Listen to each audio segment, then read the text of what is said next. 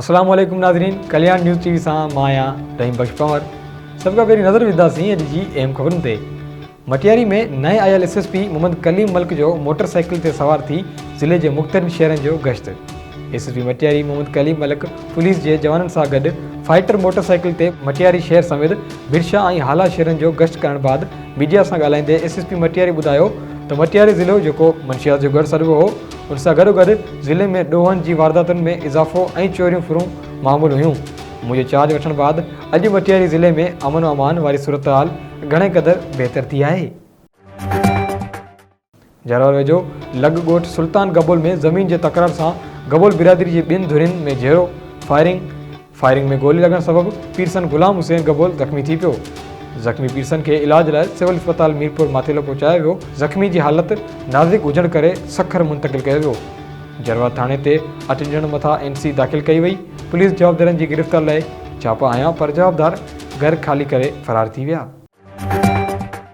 नाज़रीन, नौशहरो फिरोज़ में deputy commissioner Mohammad Tashfeen आलम जी सदारत हेठि ख़ुराक खाते पारां कणक जी फराहमी ऐं हुकूमत पारां मुक़ररु कयल क़ीमतुनि ते आम शहरनि खे अटे जी फराहमी बाबति हिकु इजलास थियो। इजलास में डिस्ट्रिक्ट फूड कंट्रोलर रफ़ीक अहमद काज़ी, डिस्ट्रिक्ट प्राइस कंट्रोल ऑफिस जे इंस्पेक्टर फ़हीम अहमद ऐं ॿियनि लाॻापियल खातनि जे ऑफिसरनि शिरकत कई।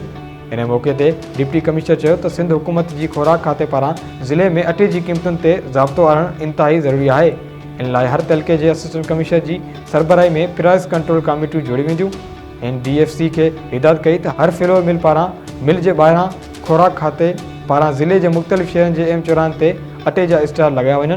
हुननि चयो त सभिनी फ्लोर मिल मालिकान दुकानदारनि खे पाबंद बनायो वञे त हू सरकार पारां मुक़ररु कयल रेटनि ते अटो फ़राहम कनि ऐं ख़िलाफ़ वर्ज़ी कंदड़ ख़िलाफ़ सख़्त कार्रवाई कई वञे। PTI पाकिस्तान ज़रदारी लीग सिंध खे तबाह बर्बाद करे छॾियो आहे। अमीर सिंध जूं ग़रीब न्याणियूं चौंकनि ते पिनण ते मजबूर आहिनि।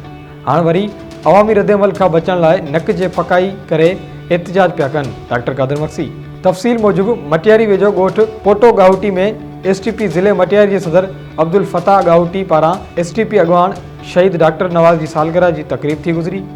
तक़रीब खे ख़िताब कंदे STP क़ाइद डॉक्टर कादर मक्सी चयो त वफ़ाक़ हुकूमत पाकिस्तानी अवाम खे मरण कंदी पहुचाए छॾियो आहे। महांगाई, बेरोज़गारी, बदहाली सबबि अमीर सिंध जा माण्हू ॿारड़ा विकिणण ऐं ख़ुदकुशी करण जी हद ताईं पहुची विया आहिनि। वफ़ाक़ी हुकूमत पाकिस्तान ऐं ज़रदारी लीग सिंध खे तबाह बर्बाद करे छॾियो आहे। भांसियाबाद में सिंध यूनाइटेड पार्टी जे सॾ ते भांसियाबाद शहर में बदअमनी ख़िलाफ़ अलामती बुख हड़ताल कई वई। SUP जे कारकुननि गुलाम शबीर बुरड़ो, दरिया खान लगारी, असगर सोलंगी, सुहेल बुरड़ो जी अॻवानी में दोहा चौक ते अलामती बुख हड़ताल कई ऐं चयो त भान शहर चोरनि ऐं फुरनि जी स्टेट बणियल आहे, जंहिं करे शहरी तौरु दुकानदार गैर महफ़ूज़ आहिनि। ॿिए पासे SHO भान कुर्बान कमरानी राब्ते करण ते ॿुधायो त मां जीअं ई मुक़ररु थियो हुउसि त हुते अमन अमान जी सूरत हाल ख़राबु हुई। हिन वक़्तु मंशियात तोड़े चोरी जी वारदातुनि खे रोकण लाइ क्रैक डाउन शुरू कयो आहे। हिन में केतिरा ॾोहारी मंशियात फ़िरोश गिरफ़्तार करे खेनि चालान कयो आहे। ईंदड़ 15 ॾींहनि में चोरियूं वापसि कराए शहरनि खे मुकमल तौरु तहफ़ुज़ फ़राहम कयो वेंदो। लाड़काणे में PDM जे सरबराह मौलाना फज़लुर रहमान जे सॾ हेठि लाड़काणो अवामी इत्तेहाद तरफ़ां वधंदड़ बदअमनी, करप्शन, बेरोज़गारी, महांगाई, सफ़ाई सुथराई, तइलीम, सिहत जी खोट ऐं ॿियनि मसइलनि जे हल लाइ जिना बाग चौक ते एहतिजाजी धरणो हयो वियो।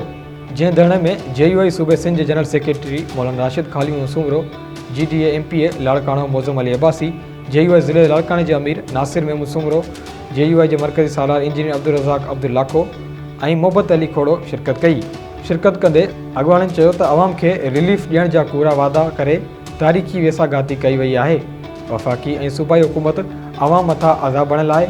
नाइल वफ़ाक़ी ऐं सूबाई हुकूमत मुल्क समेत सिंध खे मुआशी मक़्तलगाह बणाए छॾियो आहे। नाइल हुकुमराननि खे छुटकारो हासिलु करण लाइ इन्हनि जा नाजाइज़ इक़्तिदार जो जनाज़ो खणणो पवंदो। नाज़रीन, वर्ल्ड कप पाकिस्तान नामीबिया खे शिकस्त ॾेई सेमीफाइनल में जाइ ठाहे वरिती। पाकिस्तान ICC T20 वर्ल्ड कप में लगातार 4 मैचूं खटे सेमीफाइनल में जाइ ठाहे वरिती। अबूज़ेबी में खटियल मैच में क़ौमी टीम नामीबिया खे 45 रन्सुनि तां शिकस्त ॾेई वर्ल्ड कप जी सेमीफाइनल लाइ क्वालीफाई करे वरितो। मैच में पाकिस्तान टॉस खटण खां पहिरियां बैटिंग कंदे मुक़ररु ओवरनि में 2 विकेटुनि जे नुक़सान ते 189 रन्सूं ठाहियूं। मोहम्मद रिज़वान 99 रन्सुनि जी शानदार इनिंग्स खेॾी नॉट आउट रहियो, जंहिं में 8 चौका ऐं 4 छक्का शामिल हुआ, जॾहिं त कप्तान 70 रन्सुनि जी इनिंग्स हरी आउट थी वियो। नाज़रीन, ही हुयूं अॼु जूं अहम ऐं ताज़ा ख़बरूं। वधीक तफ़सीली ख़बरुनि लाइ विज़िट कंदा असांजी वेबसाइट www.dailykalyan.com ऐं असांजो फेसबुक ऐं यूट्यूब पेज।